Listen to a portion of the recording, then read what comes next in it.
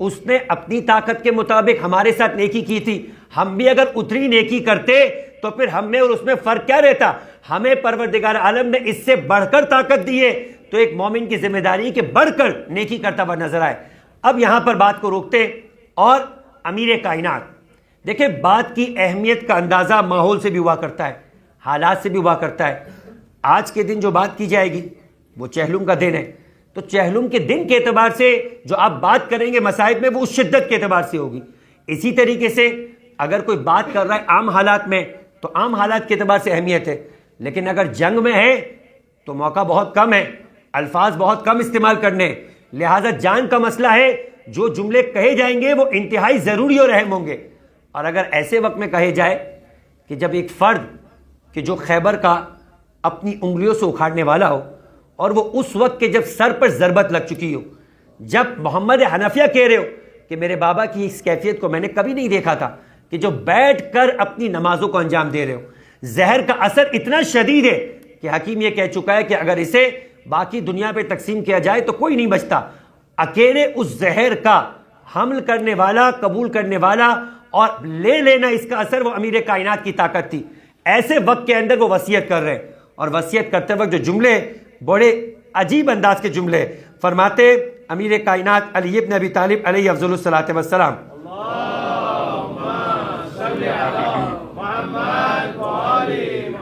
اور جو وصیت کے جملے میں فقط اس کی ابتدا کے 2 جملے آپ کے سامنے پیش کروں تو سمجھ میں آئے گا کہ علی نے وصیت فقط اس وقت اپنی اولاد سے نہیں کی تھی، اس وقت اپنے ماننے والوں سے نہیں کی تھی۔ فرمایا اوصیکم بتقوی اللہ والا تبغیا، پھر ایک جملہ کہتا اوصیکما وجمیع ولدی واہلی ومن بلغہ کتابی، میں فقط تمہیں وصیت نہیں کر رہا، میں فقط اپنی اولاد کو وصیت نہیں کر رہا، اپنے اہل خانہ کو وصیت نہیں کر رہا، جس تک میرا یہ پیغام جائے گا قیامت تک کے لیے علی اپنے چاہنے والوں سے کہہ رہا ہے۔ بات بڑی طویل ہے، لیکن جس جملے کو مجھے آپ کے سامنے پیش کرنا ہے، امیر مومنین فرماتے ہیں کہ دیکھو واللہ واللہ لا تترک الامر بالمعروف والنہی عن المنکر، فرمایا کہ عجیب جملہ امیر کائنات فرماتے ہیں کہ دیکھو ایک دوسرے کے ساتھ میں نے سنا ہے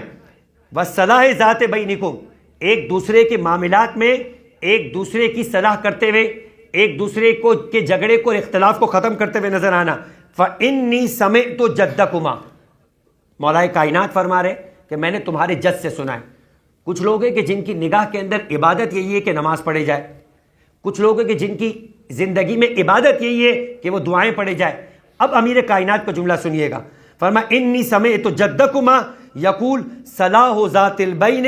افضل من عامۃ الصیام والصلاۃ، فرمایا کہ میں نے تمہارے جد سے سنا ہے، یعنی اللہ کے رسول فرماتا ہے عام نماز اور روزوں کو انجام دینے سے بہتر 2 مومنین کے درمیان جب اختلاف ہو جائے تو ان کے درمیان معاملات کی اصلاح کرنا ہے۔ یعنی اب تمہارا نماز پڑھنا زیادہ ثواب نہیں ہے، تمہارا روزہ رکھنا زیادہ ثواب نہیں ہے، جب دیکھو کہیں 2 مومنین کے درمیان اختلاف ہو جائے، کہیں میاں بیوی میں اختلاف ہو جائے، کہیں 2 سگے بھائیوں میں اختلاف ہو جائے، کہیں باپ بیٹے میں اختلاف ہو جائے، کہیں 2 پڑوسیوں میں اختلاف ہو جائے، کہیں 2 کاروباری مومن میں اختلاف ہو جائے، کہیں 2 عام مومن دوستوں میں اختلاف ہو جائے، تو آپ کی ذمہ داری کیا ہے؟ اب نماز پڑھنا فضیلت نہیں ہے، اب روزہ رکھنا فضیلت نہیں ہے، ان کے درمیان اختلاف کو ختم کراؤ، یہ فضیلت رکھتا ہے۔ درود پڑھے محمد وآل محمد پر۔ اللہم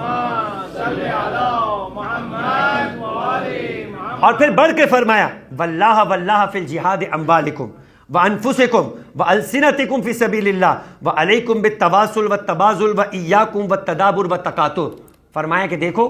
ایک دوسرے کے ساتھ اپنی محبتوں کو بڑھاؤ، ایک دوسرے کو تحفے دیتے ہوئے نظر آؤ، یعنی یہ صرف معاشرتی طور کے اوپر سوسائٹی میں اسٹیٹس کو بڑھانے کے لیے یا سوسائٹی کے کچھ پروگراموں کے اعتبار سے بات نہیں ہو رہی، امیر کائنات عام تعلقات کی بات کر رہے ہیں کہ عام تعلقات میں یہ کہ دیکھو ایک دوسرے سے تواصل یعنی اپنے رشتے کو بڑھاؤ، یہ رشتہ داروں کے رشتے کو بڑھانے کی بات نہیں ہو رہی، مومنین اپنے ایمانی رشتے کو بڑھاتے ہوئے ملاقات کی صورت میں بڑھاتے ہوئے نظر آئے، فرمایا کہ تبادل ایک دوسرے کو تحفہ دیتے ہوئے نظر آئے، وَإِيَّاكُمْ، اور دیکھو پرہیز کرو کہ ایک دوسرے سے منہ موڑ لو، ایک دوسرے کو دبر دکھاتے ہوئے پشت دکھاتے ہوئے نکل جاؤ، وَتَّقَاتُوا، ایک دوسرے سے اپنا تعلقات کو توڑتے ہوئے نظر آؤ۔ آخری بات کہ جس پہ گفتگو ختم کی جائے کہ 8ویں امام علی ابن موسیٰ رضا علیہ افضل الصلاۃ والسلام،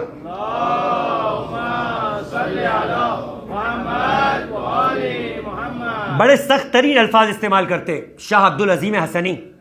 ان کی شخصیت سے آپ واقف ہوں گے. یہ وہ ہستی ہے کہ جن کے بارے میں نوے امام فرماتے ہیں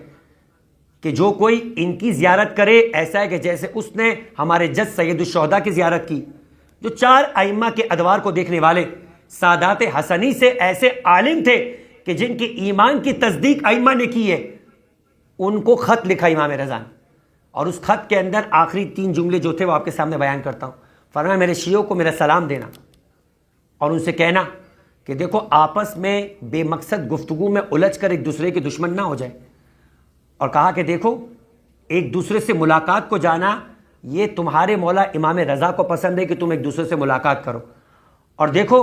ایک دوسرے کے تعلقات کو توڑنے میں کبھی مشغول نظر نہیں آنا. میں علی ابن موسیٰ رضا خدا کی قسم کھاتا ہوں کہ جو کوئی ہمارے شیعوں کے درمیان تعلق کو توڑے گا